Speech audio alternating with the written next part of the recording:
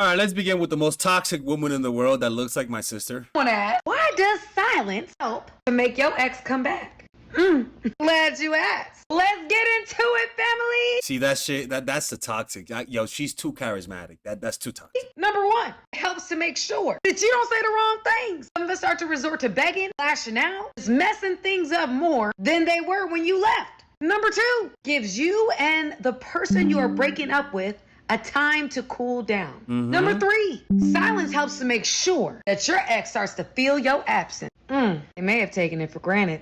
Remember, absence does make the heart grow fonder. Number four, gives your ex time to let go of the negative. Studies show that your brain tends to let go of negative events much quicker and much easier than positive. Number five, this one's important. It creates mystery. Makes your ex wonder, what they doing? Why they ain't calling me? Yeah. Hey, look. Hey, she might be toxic, but toxic has some truth behind it, man. Totally right about that. Okay. Now, for all the guys, be like, oh, let her finish speaking. There you go, guys. I let her finish speaking. Now let's go to those stairs right there, and I'm gonna teach you guys how to use silence the proper way, right? The different channels of silence. How to use silence to seduce a woman, to be honest with you. So let's go right there and let's begin with the video. And if you guys want to work with me one-on-one, go to mindfulattraction.org. Check us out on Patreon. We might do an in-depth video on silence on Patreon, so check us out right there and let's begin. You know, silence is literally the most powerful weapon out there. It's a weapon that the Buddha used to liberate people from their pain. It's a weapon that governments use to manipulate. But it's also a weapon that is used in seduction. It's a weapon that's used in negotiation. And silence plays with people's emotions. Humans fundamentally hate silence. They hate silence. And as a result, we feel uncomfortable when somebody gives us silence.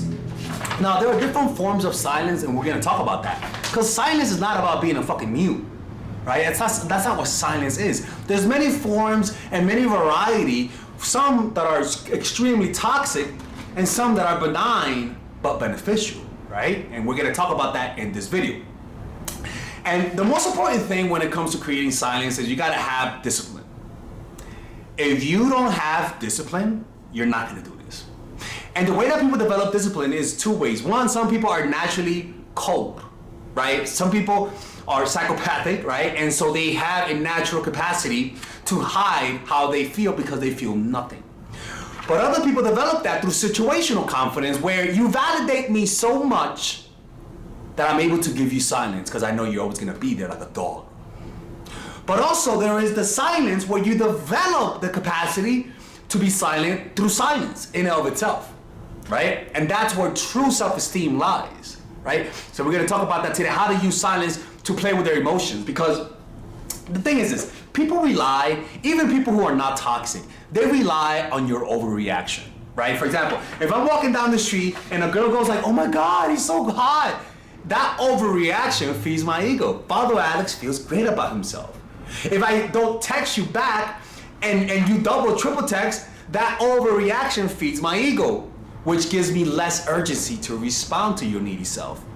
As you can see, silence, your reaction to silence sometimes gives you less of what you want. Not reacting to their silence sometimes gives you more of what you want. But you gotta understand that this fundamental thing is that your overreaction feeds them because they think you're reacting to their value. You laughing a lot of facial expression, a lot of responses, texting back fast, texting a lot, right? You're very easy to read. All of these things happen because you're reacting to their ego, to their value. It's like when you see a girl, when you see a woman seeing a beautiful guy, what you'll notice is that the woman, the more attracted she is to the guy, the harder it is for her to contain herself. Right? They'll start touching themselves, going like that, laughing, giggling, and that reaction makes the guy more calm. Because people's validation is a calming balm to the ego, temporarily though. But it allows you to have access to new sets of behavior. It allows you to be more smooth, more relaxed, which in turn makes the other person be more overreactive, right? So remember, let's talk about what are different forms of silence, right? The first form of silence is non-verbal, right? Where, like I always talk about this. You speak through your face. Your creepiness is radiated through your non-verbal cues. A lot of laughing, right? Laughing at the wrong time, laughing at everything. When they say I gotta end the date, you get needy. Like all of these things. The sad part, and the reason why I mention this is because 95% of people, I don't know why I said 95, but 95% of people think they don't do this, but they do. I'm telling you, it's like nervous energy. For example, you know, when I was much younger, you know what I used to do? I used to tap my leg a lot, right? And I didn't know, I didn't see nothing wrong with it. But you know what I noticed is that when I see other people do it, to me it tells me they're actually, they have nervousness. They're tense. They're naturally nervous. And when I see that in people, I kind of like make a quick judgment about them. And a lot of the times it's true. It means they're nervous. You know, it's crazy. I started doing meditation retreats. And a few months ago, actually, I noticed myself. I was like, you know what? I haven't tapped my foot in years. It's because I've become more calm over the years, right? And so when you calm your mind, the nonverbal cues that betray you but that you're not aware of calms you down too. So that's why I'm telling you, man, if you're nervous, just accept it, because it's coming through, and it does affect the impressions you give people. And the way to fix that is not about, oh, Father Alice, do I blink less here? Like, no, you gotta go at the level of the identity, at an identity level change, an identity level change, and we're gonna talk about that towards the end of the video. But the first thing is calming the face, calming the nonverbal cues, and the way you do that is calming the internal, because when you don't get any good emotions from the outside, you sort of know that, from the inside, your inner state feels insecure, and there's nothing you can do to hide that, but that sabotages you. So you gotta learn how to hide that. And the way you do that is through developing situational confidence, where you're confident because you know they like you. You're confident because you know they're needy, or you're confident because you've pulled away and you've seen them chase, right? Where that same person who's needy and creepy, once you open up and get needy and creepy, that same person might start acting confident. Validation has a weird thing on people's behavior. Validation, it brings out the worst in people. It brings out the most arrogant version in people. So that's why not giving them that through your silence and your nonverbal cues strips them from that high, which changes them. The next thing is that silence and concealing what you want. Saying you want something when in reality you want another thing, right? Meaning,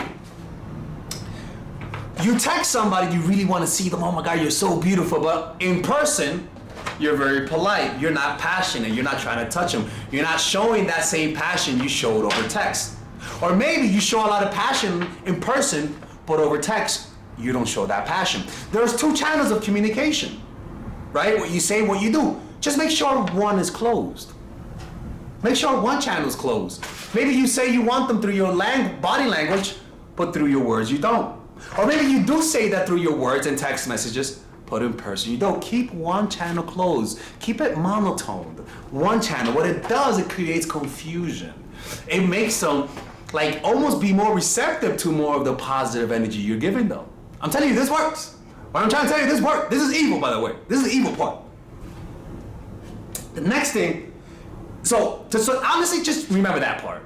There's two parts, with your words and action. Always find a way to contradict one of the words or actions. For example, oh my God, you're so sexy, girl, you're so beautiful. I meet you in person.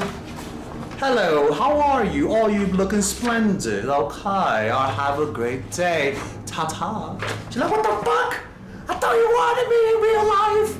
Right, and that causes them to chase more, to get more consistency, to understand which one is right. The silent part or the part that you want me.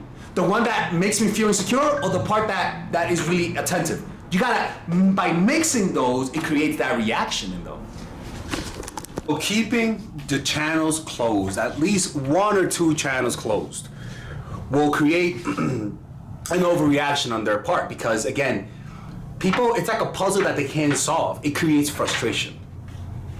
And that intense frustration causes them to think about you causes them to think about you compulsively. You know? That it does work, right? It does work. Now, sorry about that, baby. Oh my God, Father Alex is moving around. He can't stay still. Yeah, sorry about that. Now, how do you deal with somebody gives you the silence, right? Because, you know, silence has it's at the end of the day, it's maddening, right? How do you deal with that? Well, you fight silence with silence. Because the goal of silence is to get your mind to be overactive, to get you to think about things that's outside of reality, to get you to project your own, because you understand when you use silence, the brain fills the gaps with only what it knows. And what does the brain know? Well, its own insecurities, its own failures. It's not gonna think about the good things because those are done. Good things are done. Bad things, we all wanna go back and fix it. So naturally, they're gonna start thinking about their insecurity, their pain, their sorrows, the people who hurt them, the people who betrayed them, the fact that they're not worthy, the fact that, of course, this person is pulling away. Of course, it always happens to me. It always happens to me. They always lose interest, right? When you're not there, their darkness will begin to tell them a story that's been told many times before. You allow their brain, oh my God, Father, this is going to hell. Yeah, you allow their brain to do the dirty work for you. That's what you do. The more you yap and talk, the less that insecureness that causes them to make mistakes comes out. It's just how it is, right? So how do you do that? Well, there's a method. You know, when you experience pain, you usually react to the pain, but what does it mean to react to the pain? Because people hurt you. Like when a girl cancels a date, like I would get pissed off. So what does it mean though? Well, she cancels, okay. Now I'm like, fuck, this is bullshit. The girls keep doing this shit. It keeps happening to me. Why me, right? And I see an image of me being a victim.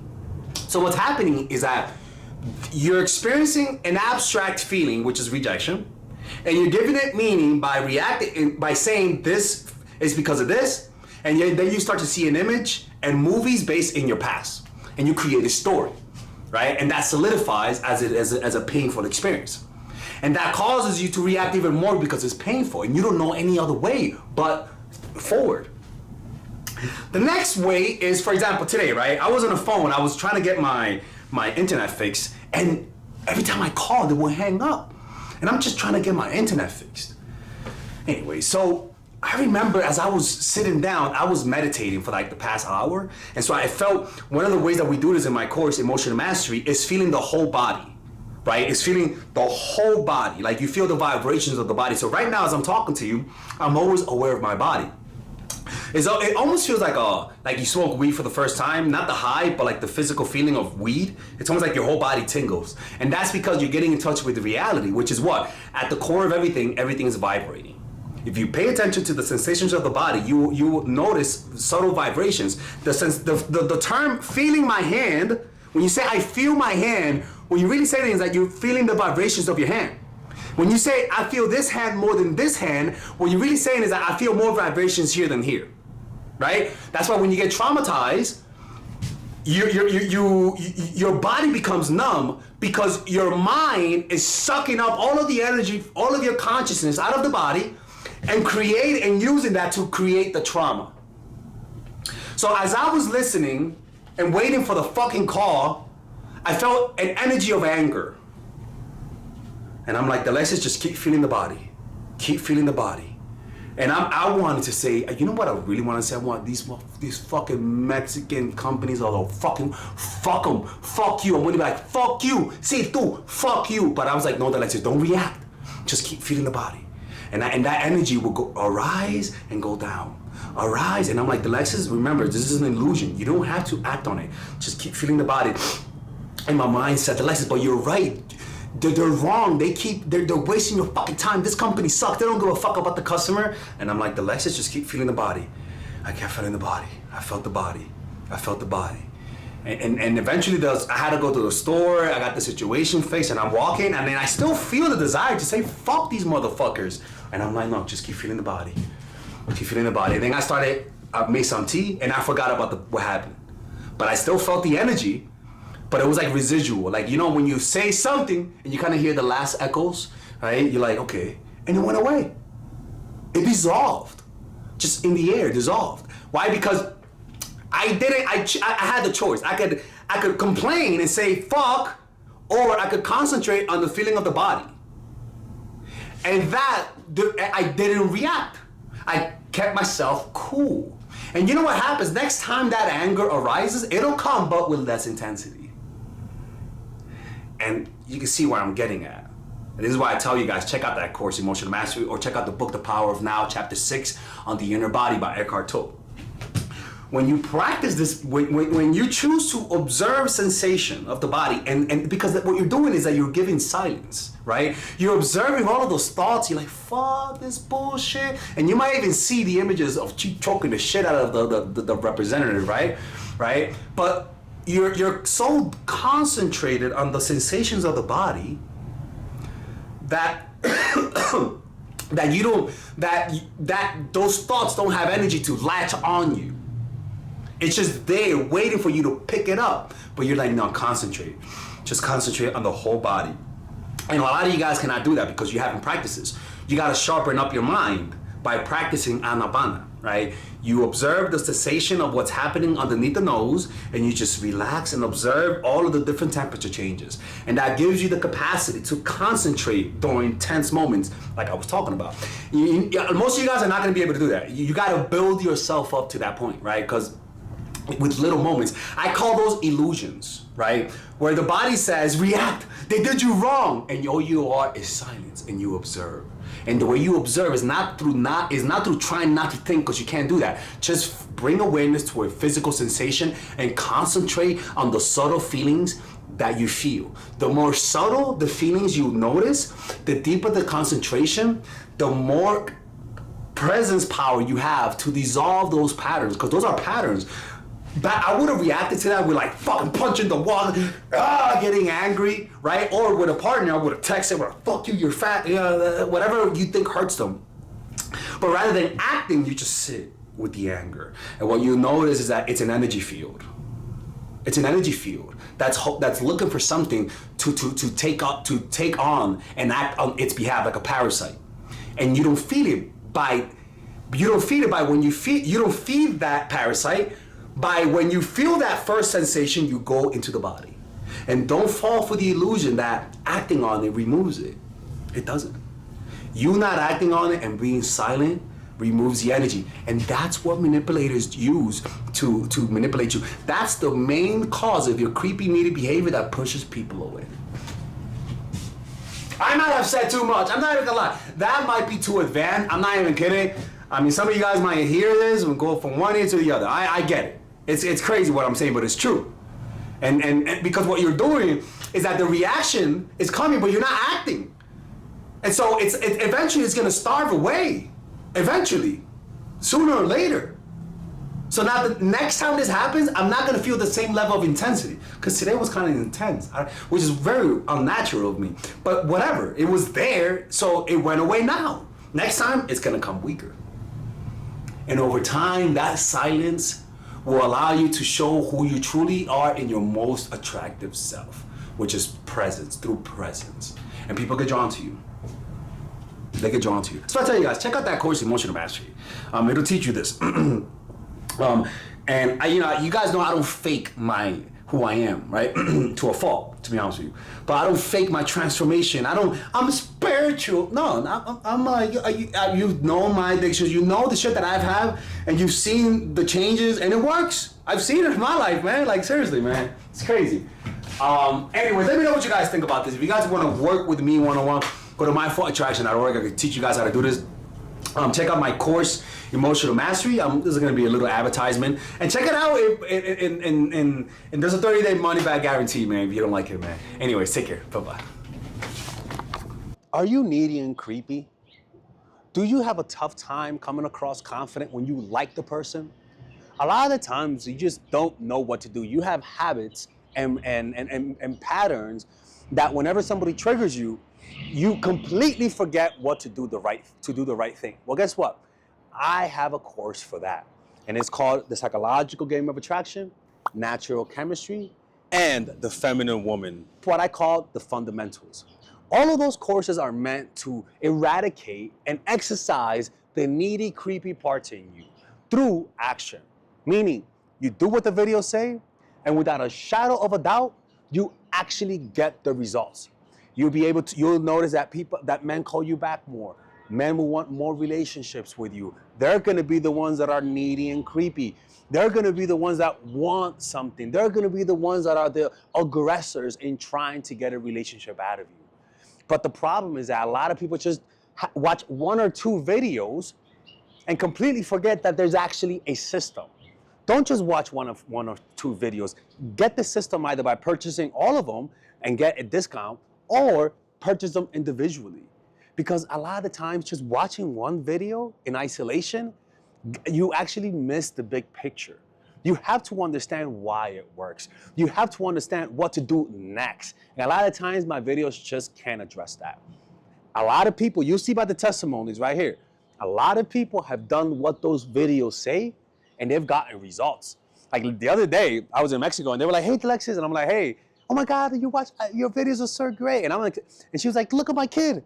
I'm like, what you talk about your kid? That's not my kid. She's like, no, because of him, because of your videos, he's here. And I'm like, okay, all right, that's a thing. But I get that a lot. And ironically, that woman watches all of my videos, right?